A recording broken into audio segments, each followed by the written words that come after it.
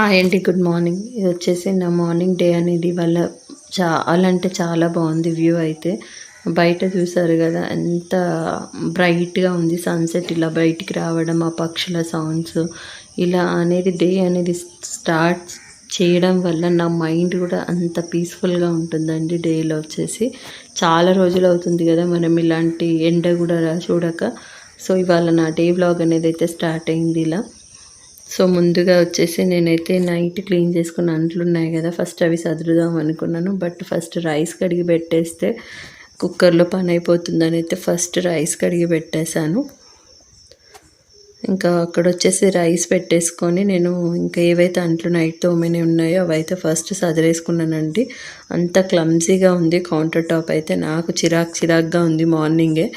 So but ఇవన్నీ సదిరేసిన తర్వాత మనం చేస్తేనే కదా అది క్లీన్ అనేది అవుతుంది. సో మనం చేయకుండా మనం పెట్టినవే అలా ఉంటే ఇంకా మనం అనుకోవడం రాంగ్ అని అనిపించింది నాకు, నేను సర్ది చెప్పుకొని. సో ఫస్ట్ అయితే అవి అన్నీ ఎక్కడవక్కడ సదిరేయడానికి చేస్తున్నానండి. ఇక్కడ సదిరేసి ఇంకా పొటాటోస్ కూడా తీసుకొచ్చాను. నైట్ వచ్చేసి నేను దోశ బ్యాటర్ పట్టాను కదా, సో ఇంకా నేను దోశకు వచ్చేసి ఆలుగడ్డ చేద్దామని అయితే ఫస్ట్ ఆలుగడ్డ తీసుకొచ్చేసానండి. ఇంకా నేను ఫస్ట్ ఇవన్నీ సదిరిన తర్వాతనే అక్కడ ఏమన్నా చేయడానికి వస్తుందని అయితే ఫస్ట్ చేసేసాను. ఇంకా ఇవాళ దట్టు వచ్చేసి ఇవాళ పిల్లర్ కన్స్ట్రక్షన్ ఉందండి. సో నేను ఇంకా అక్కడికి ఎర్లీగా వెళ్ళిపోవాలని అయితే నేను ఇప్పుడు ఎగ్జాక్ట్గా ఎంత అవుతుందో తెలుసా, మీరు నమ్మరు, 5 అవుతుంది టైం. సో నేను వచ్చేసి 5 o'clockకి ఇది మార్నింగ్. సో నేనైతే ఫస్ట్ ఇంకా అన్ని అంట్లు సదిరేసుకున్న తర్వాత ఫస్ట్ ఆలుగడ్డల్ని నీట్గా వాష్ చేసేసుకొని చిన్న అంటే 1:2 రేషియోలాగా కట్ చేసుకొని ఒక గ్లాస్ వాటర్ వేసేసి కొద్దిగా సాల్ట్ అనేది వేసానండి. వేసేసి లిడ్ పెట్టి క్లోజ్ చేశాను. ఒక విజిల్ వస్తే సరిపోతుంది అని, తొందరగా అయిపోతుందని. సో అది పొయ్యి మీద పెట్టేసి అయితే నేను బ్రష్ చేసుకొని వచ్చి ఫస్ట్ నేను 1 బాటిల్ వాటర్ అనేది తాగుతాను. సో వాటర్ అయితే ఫస్ట్ తాగేసానండి. ఇంకా వాటర్ తాగేసి మళ్ళీ ఇంకా నేను వేరే ఏమైతే కావాలో అవన్నీ సెర్చ్ చేసుకుంటున్నాను. సో నేను నైట్ నాకు ఎంత పిండి కావాలో అది మాత్రం బయట పెట్టాను, మిగతాదంతా ఫ్రిడ్జ్లో స్టోర్ చేశాను కదా. సో మంచిగా పిండి అయితే పులిసిపోయింది. ఇంకా దాంట్లో కొద్దిగా సాల్ట్ అనేది వేసేసి కలిపి పక్కకు పెట్టుకున్నానండి. అంత లోపల వచ్చేసి కొన్ని హాట్ వాటర్ అనేది హీటింగ్కి పెట్టేశాను. ఎందుకంటే ఇవి ఫ్లాస్క్లు క్లీన్ చేయాలి, అలాగే వాటర్ బాటిల్ క్లీన్ చేయాలి. మిట్టుది వచ్చేసి నాకు అసలు ప్లాస్టిక్ వాడడం ఇష్టం ఉండదు, బట్ చాలా బాటిల్స్ మిట్టు పోగొట్టాడండి. సో దానివల్ల నేను ఈ బాటిల్ యూజ్ చేస్తున్నాను. సో ఇంకా అవి 2 డేస్కి ఒక్కసారన్నా హాట్ వాటర్తో కంపల్సరీ క్లీన్ చేయాల్సి వస్తుంది. క్లీన్ చేయకపోతే హెల్త్ పరంగా చాలా మంచిది కాదు పిల్లలకు మెయిన్గా. సో నేనైతే అవన్నీ నీట్గా ఫస్ట్ హాట్ వాటర్తో క్లీన్ చేసేసాను. క్లీన్ చేసి పక్కకు పెట్టేసుకొని ఇంకా నేను నిన్న పప్పుచారు చేశాను కదా, ఇక అదే ఉంది. సో ఇంకా అదైతే వేడి చేసేసానండి. ఇంకా అంటే ప్రిపరేషన్ వచ్చేసి ఇవాళ ఇంకా రేపటి నుంచి వినాయక చవితి కదా, ఇంకా నాన్ వెజ్ అయితే నేను 15 days వరకు వండను. సో ఇంకా మా వారు ఇంకేమైనా తెచ్చుకుంటా అంటే ఇంకా నేను మళ్ళీ అది వండడం ఇది వండడం ఎందుకని ఇప్పుడైతే ఏం చేయట్లేదు. ఈ పప్పుచారు ఇంకా అవి సరిపోతాయని. సో ఇంకా పప్పుచారు అయితే వేడి చేసేసాను. ఇంకా నైట్వి కొన్ని అంట్లు ఉండే అండి, ఇంకా అవి కూడా క్లీన్ చేసుకున్నాను. అంటే పప్పు ఆలుగడ్డ 2 పెట్టేశాను కదా, స్టవ్ కాలేదు. సో అవి ఉడికే లోపల అయితే ఫస్ట్ అంట్లు అయితే నీట్గా వాష్ చేసేసుకున్నానండి. ఇంకా కుక్కర్ కూడా బంద్ చేసేసాను.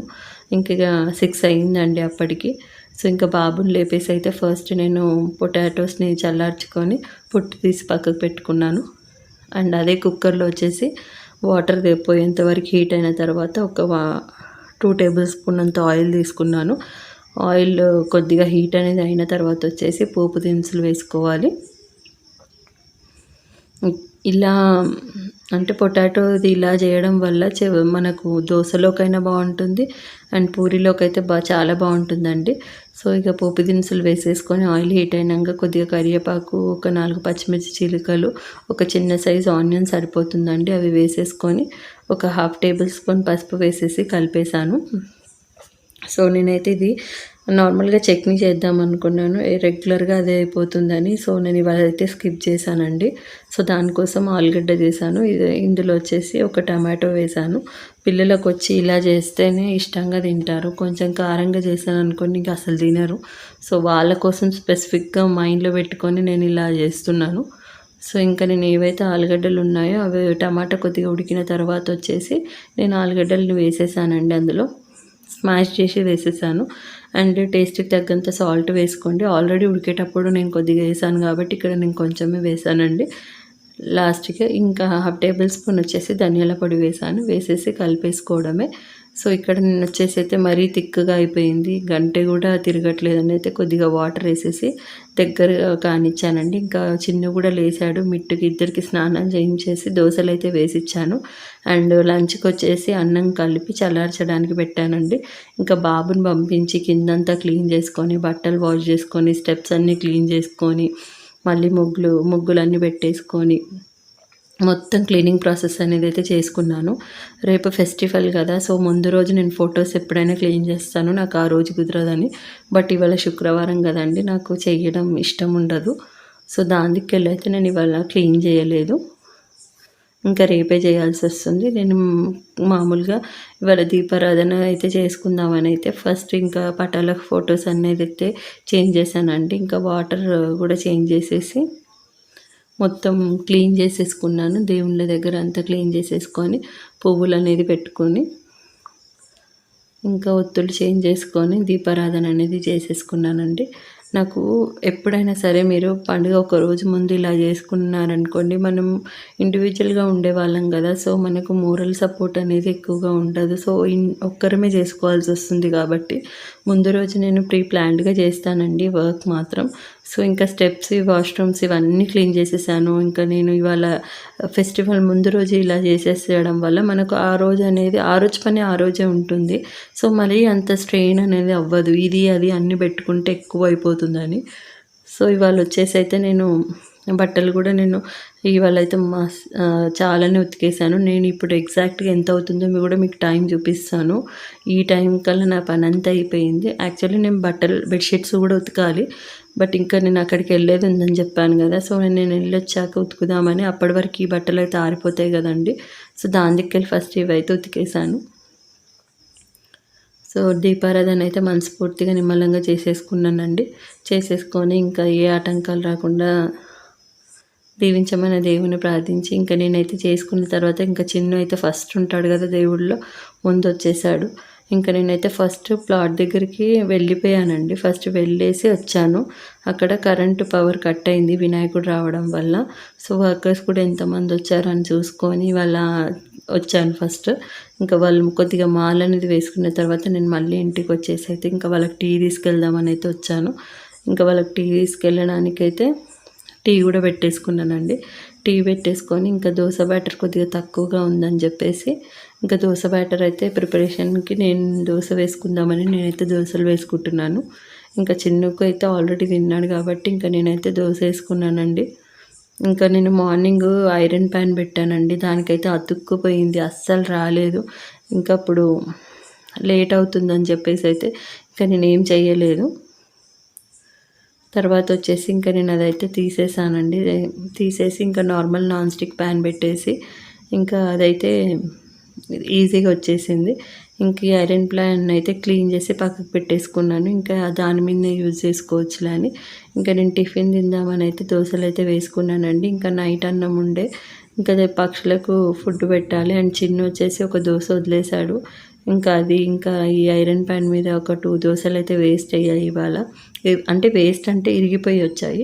సో ఇంకా అవన్నీ వేసేసి పక్షులకైతే నైట్ ఇంకొంచెం చారు వేసేసి కలిపి పెట్టాను. ఇంకా చిన్నుకి వచ్చేసి అయితే చిన్ను ఇంకా తెలుసు కదండి, ఆయన యాజ్ యూజువల్గా ఆయన ఆడుకుంటున్నాడు ఆయన డే అనేది. సో ఇంకా నేనైతే ఫస్ట్ దోశ అనేది తినేసాను. ఇంకా దోశ తింటూ చిన్నుతో మాట్లాడుకుంటూ తింటున్నానండి. అంటే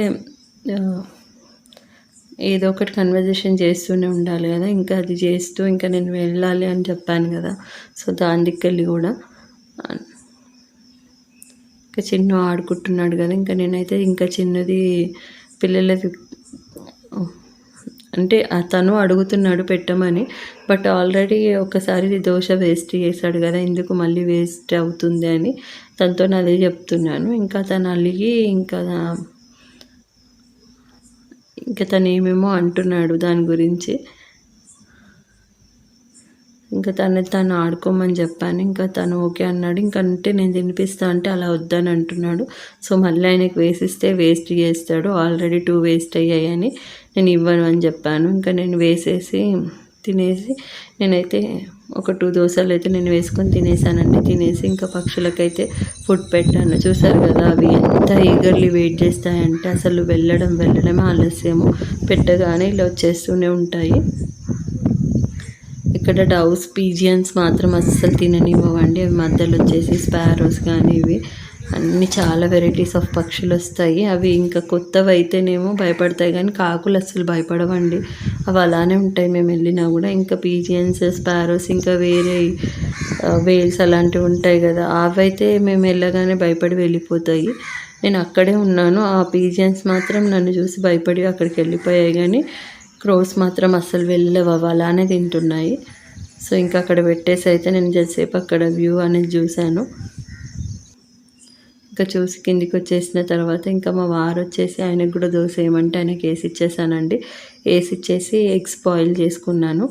ఎగ్స్ బాయిల్ చేసుకొని చెప్పాను కదా వాళ్ళకి టీ తీసుకెళ్దామని. ఇంకా అది చల్లగా అయిపోయిందని చెప్పేసి కొద్దిగా వేడైతే చేసుకుంటున్నానండి. ఇంక ఈ పని చేసుకొని వెళ్తే కొంచెం ఎర్లీగా అయిపోతుంది మళ్ళీ. సో ఇంకా ఏవైతే గుడ్లో ఉండే కదా అంగన్వాడివి అవి వేస్ట్ అయిపోతాయండి. మళ్ళీ రేపటి నుంచి నేను అది వండను, వేస్ట్ అయిపోతాయని చెప్పి అన్నీ ఒకటేసారి ఉడకబెట్టాను. 10 దాకా ఉన్నాయేమో. సో ఇవి ఉడకబెట్టేసి ఇక పక్షులకు కూడా అవుతాయి, మేము కూడా తినడానికి అవుతాయి అన్నట్టు అన్నీ పెట్టేసి ఉడకబెట్టేసి ఇవాళ ఇంకా ఎగ్ ఫ్రై అనేది చేద్దామని. పప్పుచారు ఆల్రెడీ ఉంది కదా, సో దానికి వెళ్ళైతే పొట్టు వలుస్తున్నానండి. పొట్టు వలుసుకుంటూ ఇక్కడ చిన్ను ఇక్కడ కూడా మాట్లాడిస్తున్నాడు. పక్కకు చిన్నుతో మాట్లాడుకుంటున్నా. నేను ఇక్కడ పని అనేది చేస్తున్నాను. సో నేను ఇంకా చెప్పాను కదండి ఇంతకుముందే అంటే నాన్ వెజ్ వండుతాను అని. సో ఇంకా మా వారైతే నాన్ వెజ్కి వెళ్ళారు. ఇంకా ఆయన వచ్చే లోపల ఈ పని అయిపోతుందని అయితే నేను ఫస్ట్ ఎగ్స్ అయితే పొట్టు తీయడమే నాకు చాలా టైం పట్టింది. అది త్వరగా రాలేదండి. అంటే మిస్టేక్ ఏమైంది అంటే నేను పొయ్యి మీద పెట్టి మర్చిపోయాను. అది మొత్తం వాటర్ అంతా ఎవాపరేట్ అయిపోయి ఒక సైడ్ అంతా బ్లాక్ లాగా అయిపోయి పట్టేసినట్టు అయ్యింది. సో ఇంకా అది రాలేదు. అంటే అన్నీ ఏం కాలేవు, వాళ్ళ ఒక 2-3 అయ్యాయండి. సో ఇంకా వాళ్ళ అయితే అవి తీయడం అయితే రాలేదు. సో ఇంకా అవి తీసేసుకొని మొత్తం క్లీన్ అయితే చేసుకున్నాను. చేసేసుకొని ఇంకా ఒక స్టవ్ ఆన్ చేసేసి అయితే ప్యాన్ పెట్టుకున్నానండి. ఏవైతే ఎగ్స్ ఉన్నాయో అవి 1:2 రేషియో లాగా కట్ చేసుకున్నానండి. మధ్యలోకి అన్ని పీసెస్ లాగా కట్ చేసి పక్కకు పెట్టుకున్నాను. సో ఇక్కడ వచ్చేసి ఆ ప్యాన్లోకి అయితే ఒక 3 టేబుల్ స్పూన్ అంత ఆయిల్ అయితే తీసుకున్నానండి.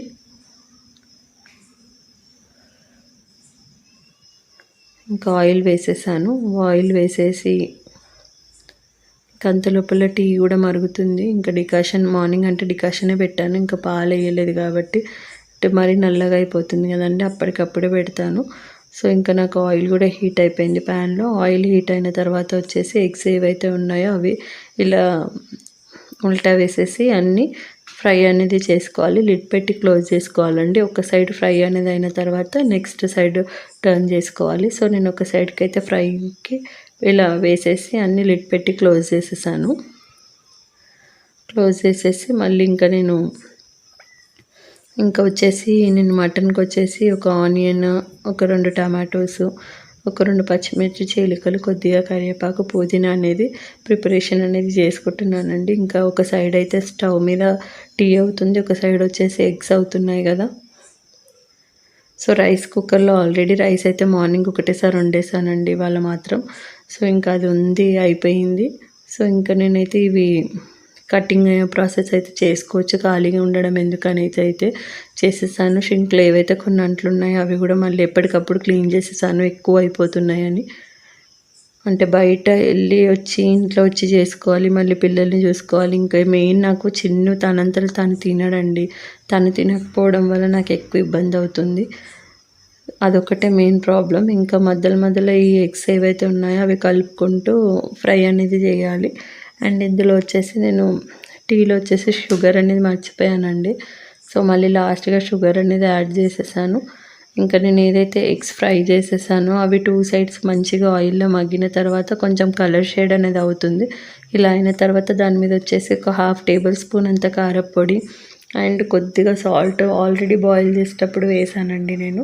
అందులో కొద్దిగా గరం మసాలా అండ్ కొద్దిగా ధనియాల పొడి వేసేసి ఇలా ఫ్రై అనేది చేసుకోవాలి. అండ్ కొద్దిగా 1/2 టేబుల్ స్పూన్ అంత పసుపు కూడా వేసేసి అటు ఇటు తిప్పుకుంటూ ఫ్రై అనేది చేసుకోవాలండి. ఇలా ఫ్రై అనేది అయిపోయిన తర్వాత లాస్ట్గా కొద్దిగా కరివేపాకు అనేది చల్లేసి దించుకోవడమే. ఇలా చేయడం వల్ల మీకు పప్పుచారు కాంబినేషన్లోకి ఈ ఫ్రై అనేది చాలా బాగుంటుంది అండ్ ఈవినింగ్ స్నాక్స్ లాగా కూడా తీసుకోవచ్చు. సో ఇంకొచ్చేసి టీ కూడా అయిపోయింది, నాది ఎగ్ ప్రాసెస్ కూడా అయిపోయిందండి. ఇంకా కర్రీ ఒకటి పోపేద్దాం అనేసి అయితే ఇంకా స్టవ్ ఖాళీ కాలేదు. ఇంకా లాస్ట్ కొద్దిగా అది మసాలా అనేది ఎగ్కి పట్టాలి కదా, సో దానికోసం ఇంకొక 2 మినిట్స్ అనేది అయితే కలిపి లిడ్ పెట్టి క్లోజ్ చేసేసాను. సో ఇక్కడ నాకు ఆల్మోస్ట్ కర్రీ అయితే అయిపోవచ్చిందండి. కొద్దిగా కరివేపాకు కూడా లాస్ట్కి కొద్దిగా కొత్తిమీర వేసేసి ఇంకా లిడ్ పెట్టి క్లోజ్ చేసుకున్నానండి. పుదీనాను వచ్చేసి ఇంకా నీట్గా వాష్ చేసేసుకున్నాను.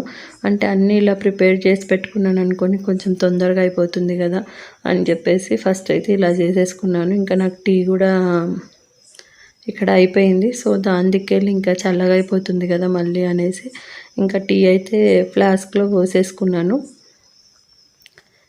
ఫ్లాస్క్లో పోసేసుకొని ఇంకా స్టవ్ మీద కుక్కర్ కూడా పెట్టేసుకున్నానండి. ఇందులో వచ్చేసి ఒక 4 టేబుల్ స్పూన్ అంత ఆయిల్ అయితే తీసుకున్నాను. ఆయిల్ కాస్త హీట్ అనేది అయిన తర్వాత అందులో వచ్చేసి ఒక 1/2 టేబుల్ స్పూన్ అయితే సాజీరా వేసుకున్నానండి.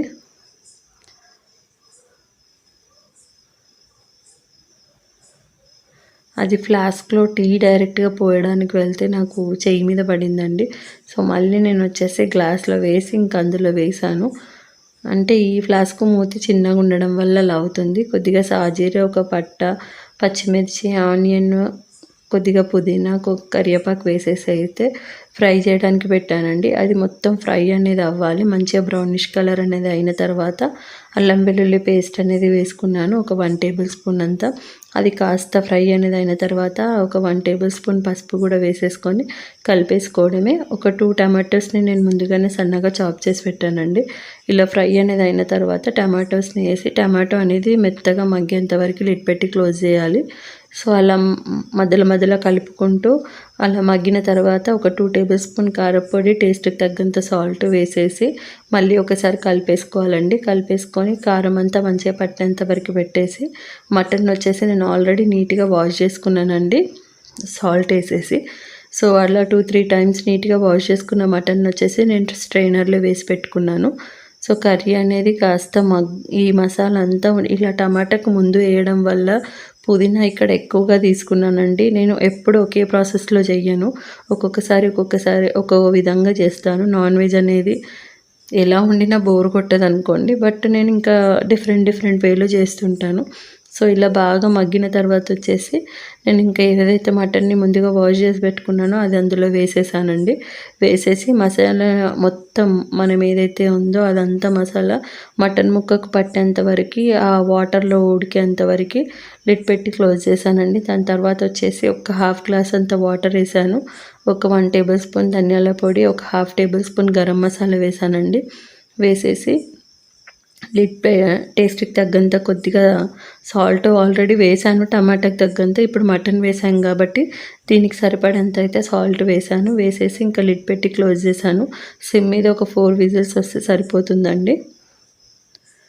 సో ఇంకా 4 విజిల్స్ వచ్చేంత వరకు అయితే మటన్ని పెట్టేశాను. ఇంకా పెట్టేసి అయితే నేను టీ తీసేసుకొని ఇంకా ప్లాట్ దగ్గరికి అయితే వెళ్ళిపోయానండి నేను. ఇంకా చెప్పాను కదా వాళ్ళు వచ్చేసి ఇంకా పిల్లర్స్ కన్స్ట్రక్షన్ అని, ఇంకా వాళ్ళ పిల్లర్స్ అయితే వర్క్ నడుస్తుంది, వాళ్ళు వేస్తున్నారు.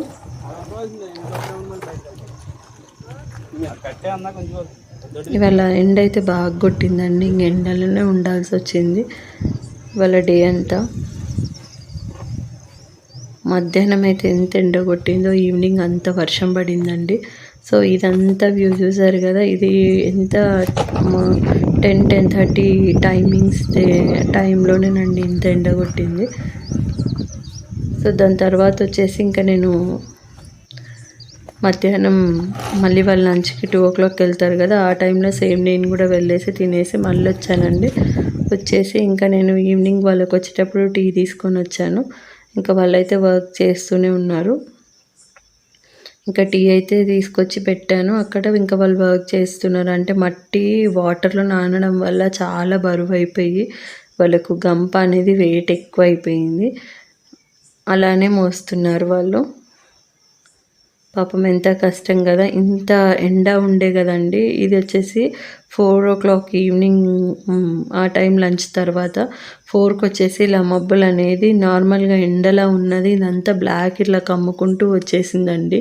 ఒక్కసారిగా కమ్ముకుంటూ వచ్చేసి ఒక 1/2 hour అంతే డిఫరెన్స్ అనుకుంటాను. ఇంకా వర్షం స్టార్ట్ కొద్దిగా పడుతుంది లైట్గా, మాకు హెచ్చరిక ఇస్తుంది. కానీ మేము వచ్చేసి ఇంకేం పడదులే, అక్కడ సైడ్ ఉంది అని అనుకున్నాము.